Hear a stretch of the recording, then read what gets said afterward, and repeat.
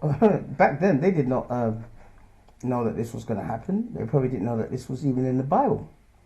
All right. Verse 4, behold, his soul that is lifted up, and it's talking about this devil, is not upright in him, and his soul is not upright, but the just shall live by faith, and that's the elect. All right. But this man is he's everywhere, but the Lord's visions has to come to pass. World War II was a major prophecy. All right, because it's like a chessboard. You have to put different pieces of that chess, like your different, like your bishops and stuff. You have to place it in certain places so you can block, the enemy. And the Lord is doing that. He's laid down his prophecies, but they have to come to pass. And a lot of time they come via warfare. Because why? Exodus 15:3, he's a man of war. All right, Habakkuk 2:5. Yea, because he transgresseth by wine. And wine is his democracy, his philosophies, like his propaganda in World War II, which was all, the majority of it was all lies. It was all bullshit, man. He is a proud man, neither keepeth at home. And that's the reason why he had all those colonies. Why is it that all of those colonies, he forced the people of those colonies to fight? Yes, he did have his own people, but the people that he subjugated, he forced them to fight and treat them like shit in the process, And they talk about how bad the Germans were and stuff like that, but they segregated all races, not just Israelites, Indians, all that, based upon race, because they thought that they were inferior. So this man is nothing but a liar. He's a cheater, and he's a devil, man. All right. Yea, because he transgressed but wine, he's a proud man, neither keepeth at home. That's why he had all those colonies, who enlarged his desire as hell. All right. When he comes to your country, just prepare yourself for hell, and is as death, and he represents death. He represents death. The money that you have to fight a war, you have to go to a central bank. This man is okay with that, but when it comes to feeding the poor and the homeless, he doesn't have any kind of inclination to do that, man. He rather just charities do it. That shows you that this place is absolutely wicked, and cannot be satisfied, but gathereth unto him all nations, including us. All right, including us, and heapeth unto him all people. So even when this war was going on, this devil, all the people that he conquered, they had to fight all these colonies. All right, so don't tell you that these scriptures are not talking about this devil, man. And the ones of you that don't believe that, you know what? It's the ones that you don't want to believe that. You're just coons. That's all it is. You just love your master. Now, how World War II started, as we said, there's two different stories on it, because there's a film, and this devil puts things in his films, man. This man is a real slick devil, man. He puts a lot of truth in his movies. And the way that World War III started, there was a bit called the Battle of Britain, where it was started with Germany and Britain going at it. All right. And by the way, when they were going at this, there was a film called Battle of Britain. It came out in 1969, and it had this clip in it.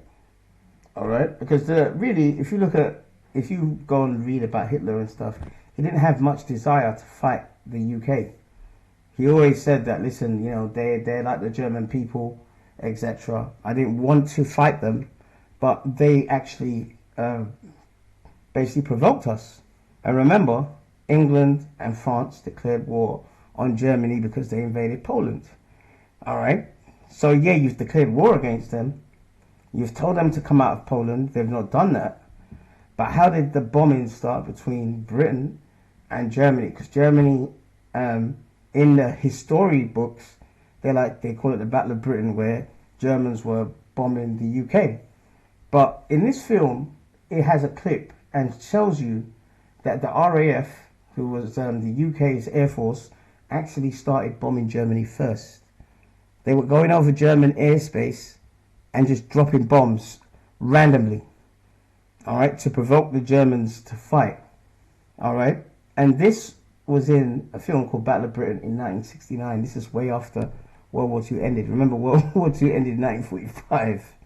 All right, so let's watch this clip, and I believe that is very true, because there was a big reluctance of the Germans to really fight the UK.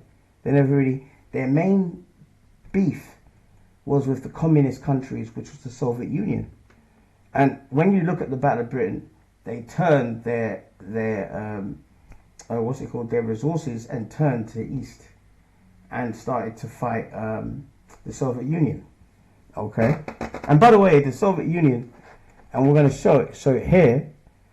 All right, in Moscow, they have their own version of Victory Day, and the West don't like it. But hang on, even what's his name, Franklin. I think this was it Franklin Roosevelt. Yeah, Franklin Roosevelt. He was the president in World War II. He died at the end. All right. He said the Battle of Stalingrad. Stalingrad was the turning point. All right. See, look, importance of Stalingrad. The Battle of Stalingrad, where the Germans fought the Soviet Union, and the Soviet Union beat the Germans in Stalingrad, was a major turning point of World War II, halting the Germans' advance in the Soviet Union. And Franklin Delano for Roosevelt said the exactly same thing.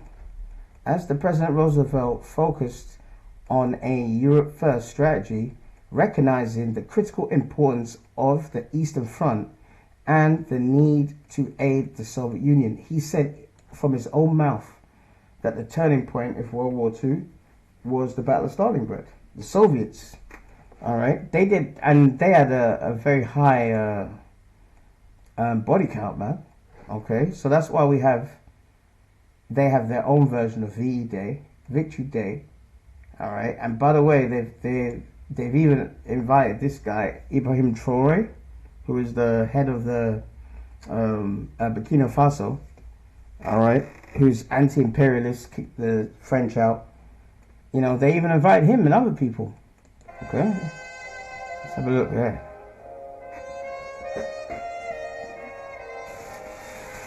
China.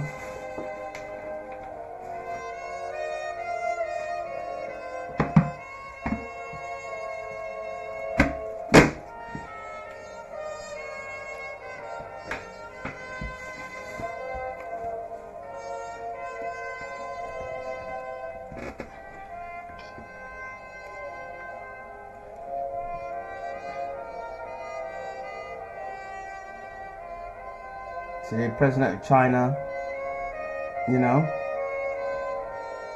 African countries.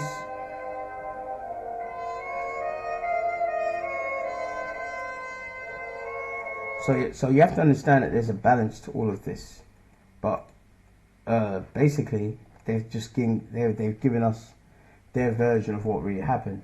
Now, as I said, we're going to watch this clip, and this was in the film. This was quite telling, because in the film. It's a good film. In this film, they put that part in the beginning of it. All right, and it's a speech that Hitler gave in a big auditorium, and he was saying that the RAF, the British bombers, are coming over Germany and just bombing at random, trying to provoke them. All right. Let's skip to it now. This is it. Oops.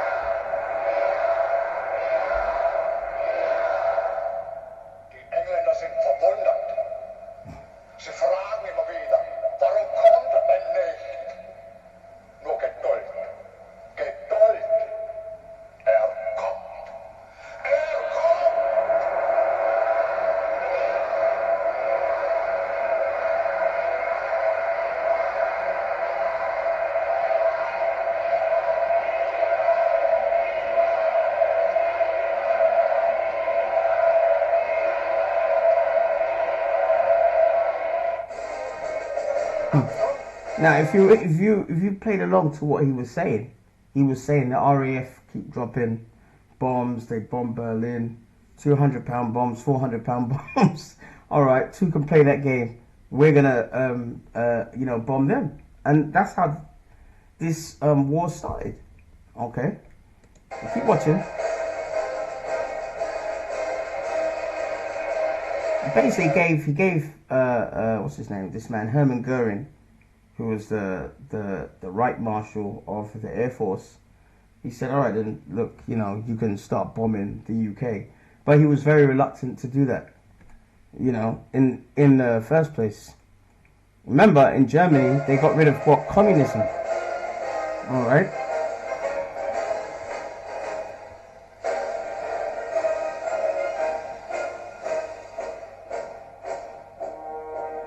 And they both were proud, man. Look how proud it looks. This devil looks so proud. Herr Reichsmarschall, ich begrüße Sie im Namen der... Danke, danke. Noch was erkannt? Als Bestes? Jawohl, Herr Reichsmarschall. Dann kann's losgehen. Kommen Sie wieder zurück. Jawohl, Herr Reichsmarschall.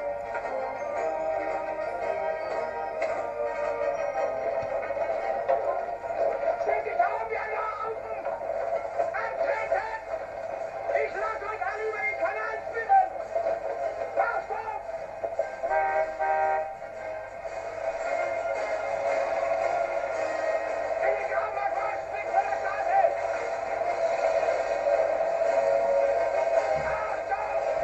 And what is hypocritical about this devil is we know how the war ended, right? We know how the war ended, etc. But as I said, there was things that had to be fulfilled, not just the fact that World War II happened, but there was prophecy in the Bible that said, look, if you go to Zechariah 9 and 6, all right, and if you look at the subheading, it says prophecies against neighboring nations. Neighboring nations of what? Neighboring nations of Israel, man. All right. And one of the prophecies was that we will be scattered. We know about that prophecy. And as I said, what's that war again?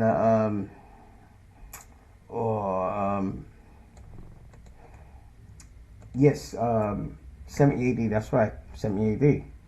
All right, like Nehemiah 1:8. Remember, I beseech thee the word that thou commandest thy servant Moses. If ye transgress, I will scatter you abroad among the nations. See, so that prophecy had to be fulfilled. And it was fulfilled in 70 AD, because 70 AD, all right, you put 70 AD, war. What was the conclusion of it? Israelites fleeing into Africa, all right, and and you see the Romans there, just destroying the temple, taking all the things in the temple, the menorah, etc. All right, and us Israelites migrating, and it wasn't just Africa.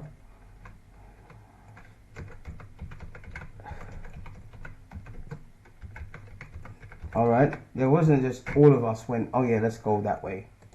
That didn't happen. But I love this thing because when 70 AD happened, all right, basically that prophecy of Nehemiah 1:8, that scattering of Israel, really it started, with the northern kingdom when the Assyrians took them out. But after 70 AD, we had to escape it, man. All right. So that's why most of our ancestors ended up in the west coast of Africa.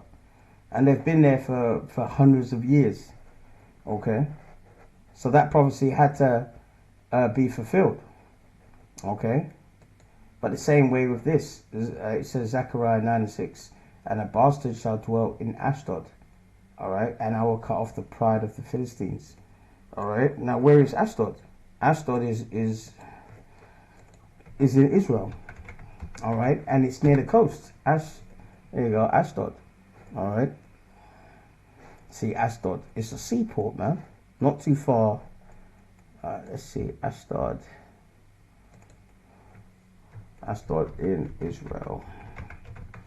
All right. There you go, man. All right. Ashdod. Look on the map. Okay. Ashdod. Right near the coast. And it said, a bastard shall dwell in Ashdod. Now, the word bastard means what? An illegitimate child. Okay. All right. In Hebrew, it's mamzer. All right. Strong's H 4464. Mamzer. See, mamzer. All right. And it says what? Bastard, child of incest, illegitimate child. So there's going to be illegitimate children who are professing, all right, to be the 12 tribes of Israel, but they're not. Okay. And it said, a bastard shall dwell where? In Ashdod. Okay. In Ashdod, man. And we know that after the Second World War, what happened? Many of the Amalekites, Jewish people, they migrated to Israel. All right. Because of what happened, or what they say that happened in World War II at the end of it. See, so the Lord is always using warfare to basically fulfill his prophecies. All right. Now it says there's going to be one more war, because it says one woe is past, and behold, there comes 2 woes more thereafter. All right, 2 woes more thereafter. All right, so we've had World War One, we've had World War Two. All right, so we're going to have a 3rd World War, but this World War is going to be different. Okay. Wherein we had, hang on, let me see here.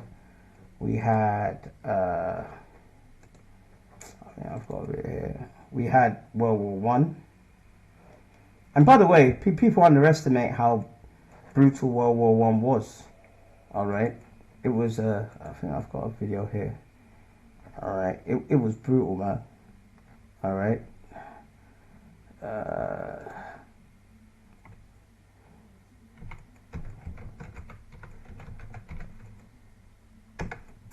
Trying to ignore this idiot upstairs, man. This idiot upstairs. I mean, look, it's 2 o'clock in the morning, and this idiot upstairs is playing his music. It's crazy, you know. So we've had World War One. All right. World War One was brutal, man. Now this is a film called All Quiet on the Western Front. If you've got Netflix, you should watch it, man. Because it's the reality of how bad World War One was. Alright?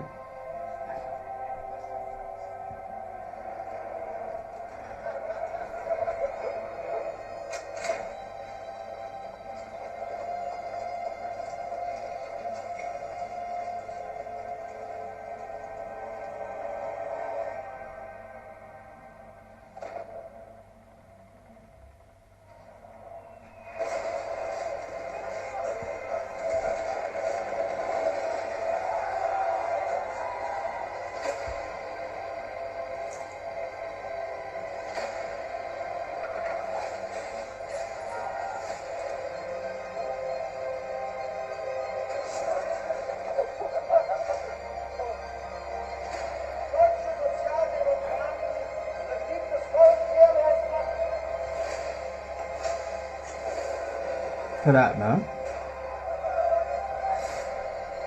And by the way, when you have a world war, you can judge multiple people at the same time. All right.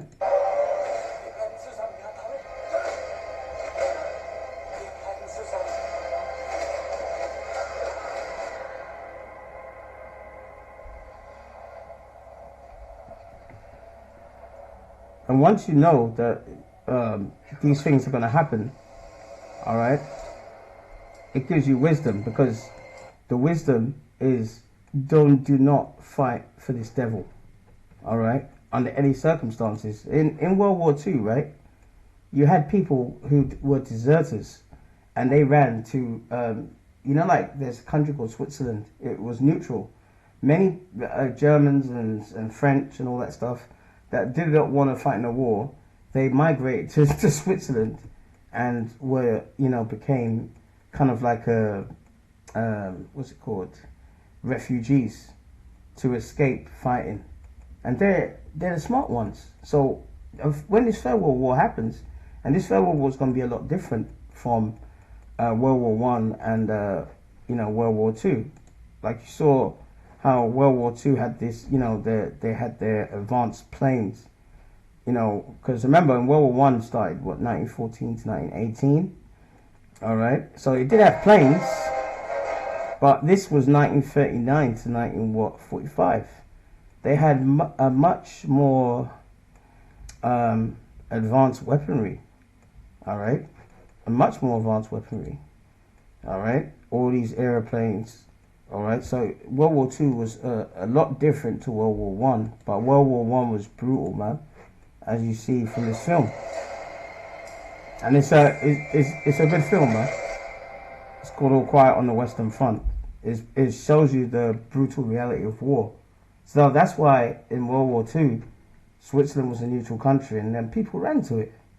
Okay, so when this Third World War happens and they do a draft or whatever, you know, over my dead body, man, we're gonna have to, you know, I'd rather die than that. You know, they say, oh, you have to be drafted to the army. You can get lost, man.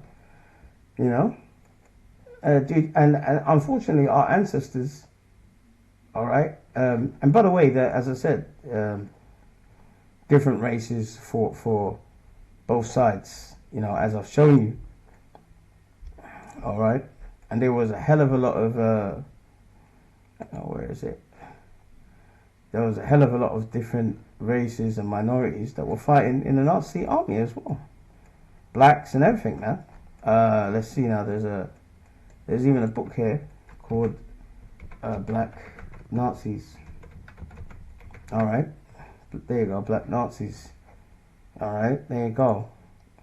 All right, and this was an African American that fought for the Nazis, who was, because you had many different Jakes that were living in Germany. All right, and there's books on it. Black Nazis Freeze, Eve. There you go, showing all the different races. Look, Indian, you know, Arabs, Jakes, all fighting for the Nazis. Look, not being segregated. You know, this man is not going to show you that whatsoever. And in the whole VE Day celebrations over here, they did highlight some minorities. All right, some minorities fighting for, you know, Winston Churchill and all that kind of stuff.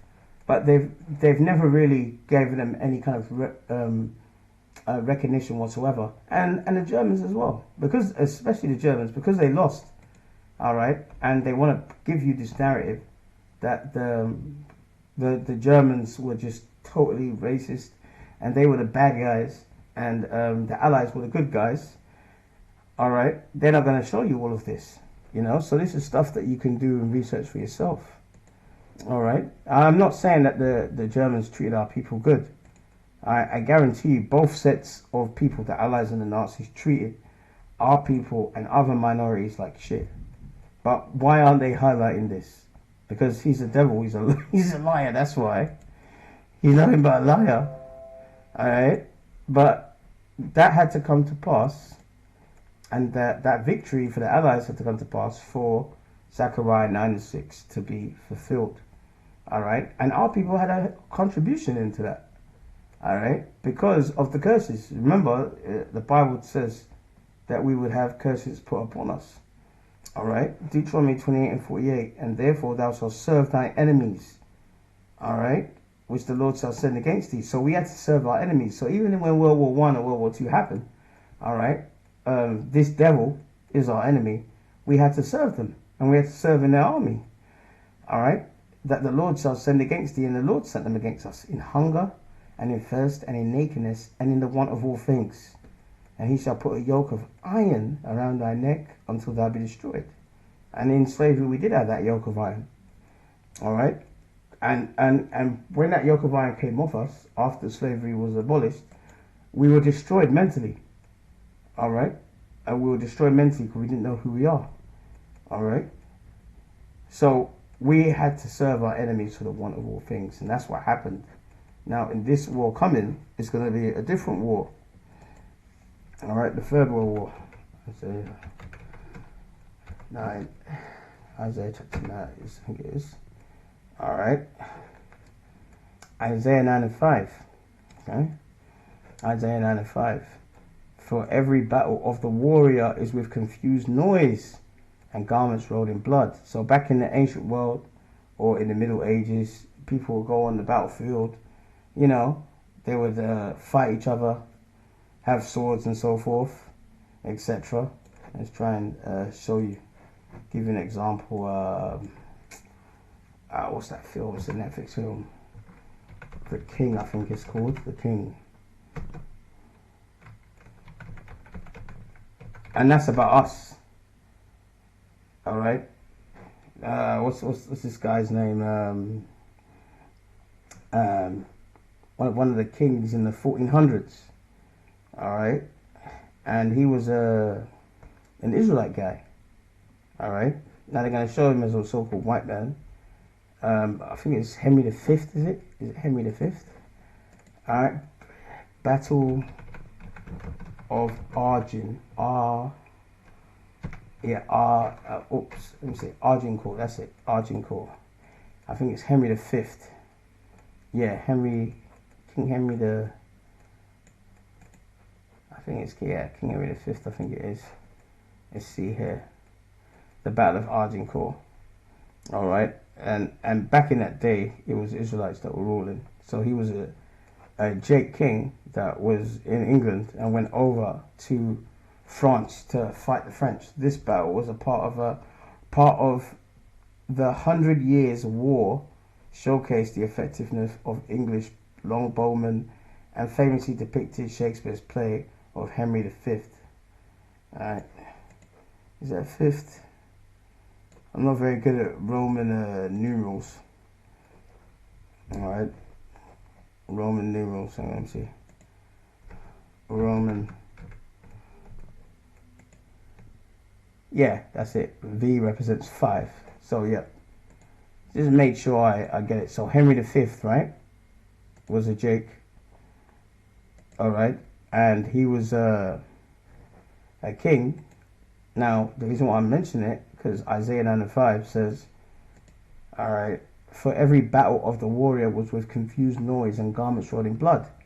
This is ancient world fighting, alright, where you have your armor and go on the battlefield, and there'll be different regiments, you know. Some of the higher fighters would have like armor plates and so forth for the knights.